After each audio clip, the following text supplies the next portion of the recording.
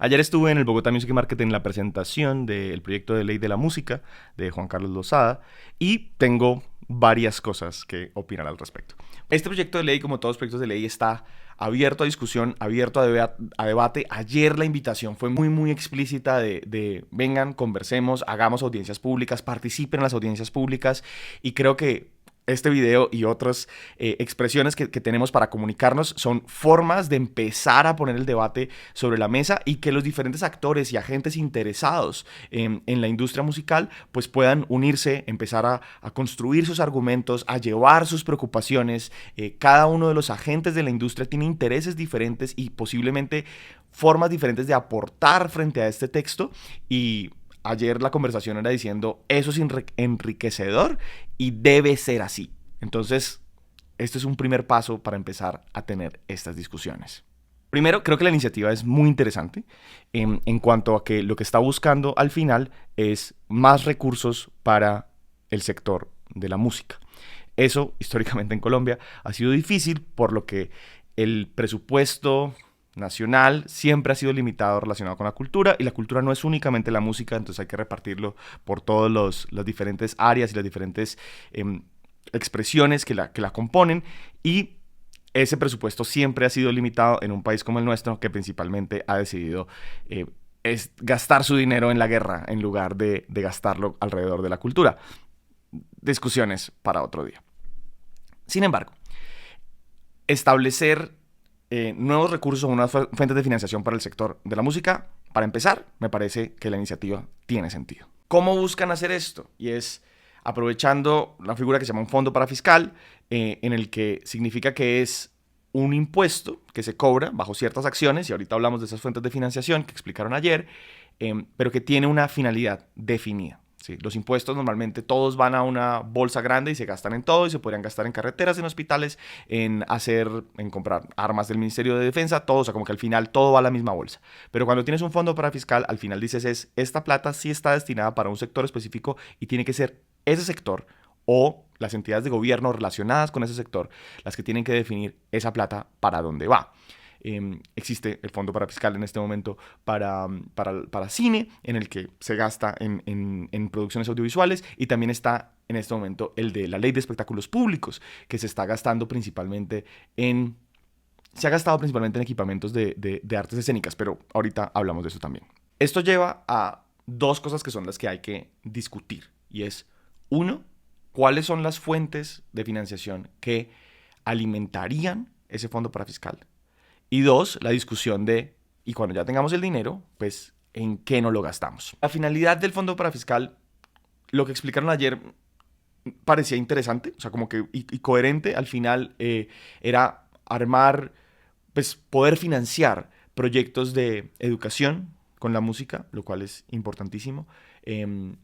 Proyectos de investigación con la música, porque también hay que entender que la música tiene, en ese aspecto de lo académico, también tiene que tener unos números para justificarse dentro de las políticas públicas y hay una falta de consistencia dentro de esos números o de poder acceder a esos números, y la investigación se vuelve importantísima, no solo en el sector de la música, sino en todos los sectores de la cultura. Y me faltó que dijeran que esos fondos también deberían poder ser utilizados para creación. Creo que los espacios de creación requieren de financiación, apoyos, aportes, y que poderle eventualmente a un fondo para fiscal echarle mano para crear grandes contenidos, llamémoslo, de impacto patrimonial o de rescate de memoria o de nuevas tendencias o de músicas específicas de un espacio en Colombia o de cierto tipo de género musical. O sea, como que el espacio de creación también debe ser prioritario y también se le debería dar un impulso. La otra línea que también queda suelta un poco son los temas de circulación. Y es que lo mismo, o sea, los grupos tradicionales en Colombia, o digamos, igual, cualquier grupo musical de más de 3 personas, se vuelve un lío moverlo de un lado para otro, en especial en un país como este, en la que los medios de transporte también son limitados y son difíciles por espacios que son de difícil acceso.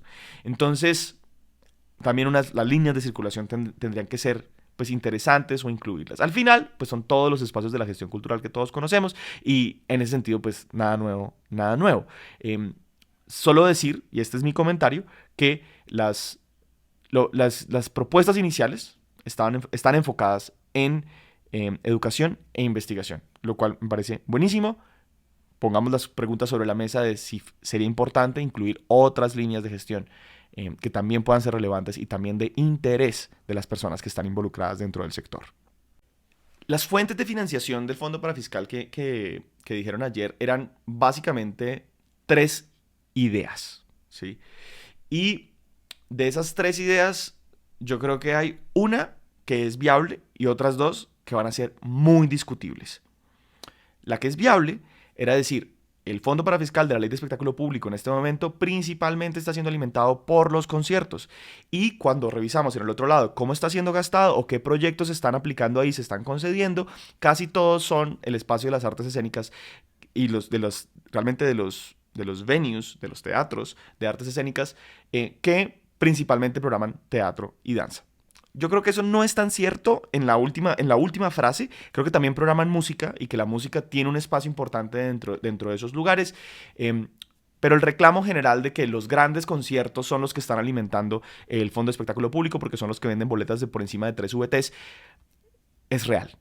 Y digamos, ok, lo concedo y sería interesante que algo del Fondo Parafiscal de la LEP específicamente sea para la música o el sector de la música en particular. Ellos están hablando alrededor de un 15% y eso pues tiene sentido. Al final, impuestos que ya están siendo recaudados, redistribuidos de una forma que puede ayudar al sector. Todo bien, todo bien. La discusión que se vuelve complicada son en las otras 2 fuentes de financiación. Una fuente de financiación que decían es tomar lo que llaman el black box de Saico. Sí, es la sociedad de gestión colectiva, tienen un espacio de caja en el que se agrupan todas las regalías que se han recaudado pero que no se han repartido porque no se ha identificado a quién pertenecen esas obras. La cifra que proponían en la conferencia, sinceramente no sé de dónde la sacaron, me gustaría ver dónde se construyó y hablaban de algo así como 265,000 millones de pesos que no se han repartido. Yo creo que esa cifra es escandalosa, donde sea que la pongan, pero también cuestiono muchísimo de dónde salió. Porque si uno revisa, por ejemplo, los estados financieros de Saico en los pasivos a 31 de diciembre del 2021, son 61,000 millones de pesos. Y específicamente sobre espacio de regalías para repartir, están alrededor de no identificadas y demás. Sí pueden sumar los miles de millones de pesos, pero no los 260,000 que ellos están diciendo. Y ahí es donde yo cuestiono, o sea, como venga, espera, vámonos un poquito para atrás y esa cifra no está tan justificada.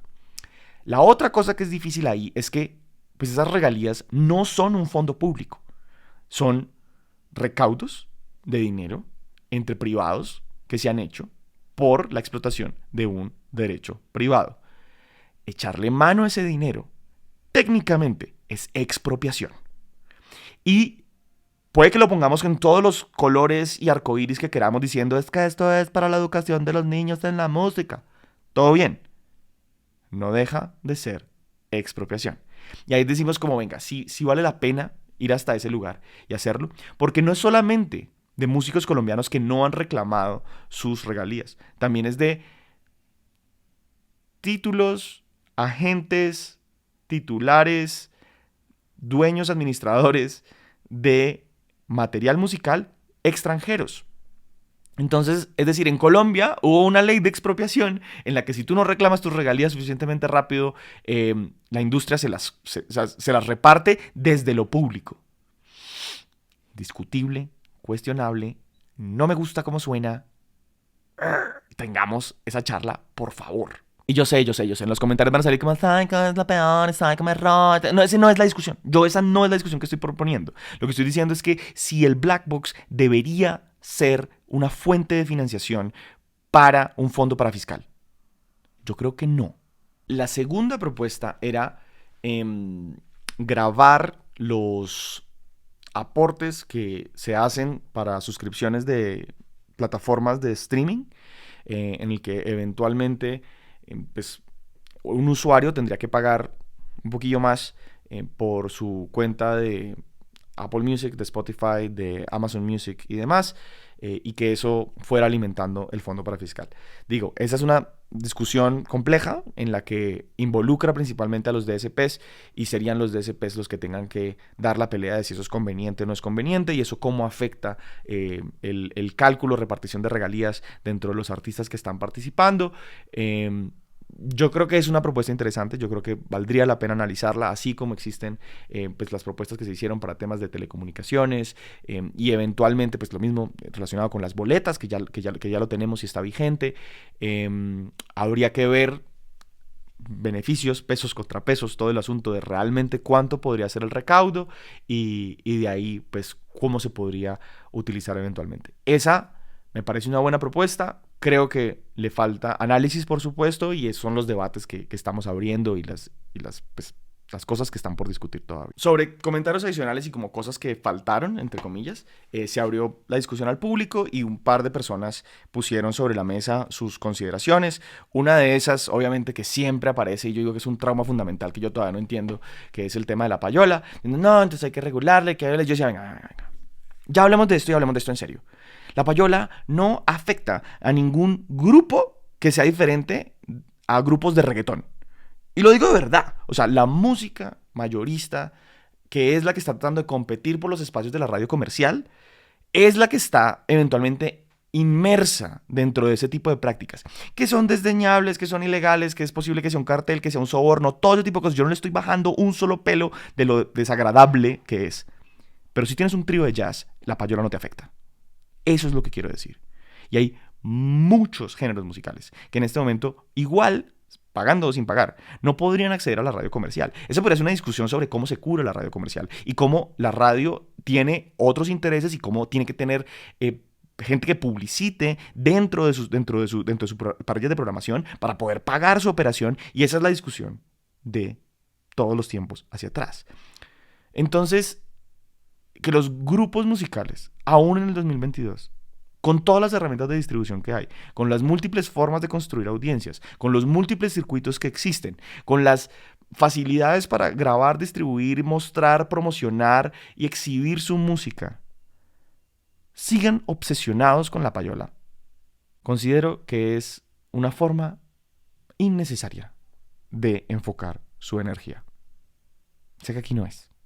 Cuéntenme cuáles son sus opiniones al respecto, si les pareció una iniciativa buena, mala, bonita, fea, qué cosas faltaría colgarle. Armemos el debate, participemos dentro de esto, por supuesto dentro de las líneas del respeto y de la buena y la sana convivencia. Todos esos comentarios en buena onda, súper, súper bienvenidos. Igual, no olviden escuchar el podcast Dr. Rocks y cualquier duda me la pueden dejar en los comentarios.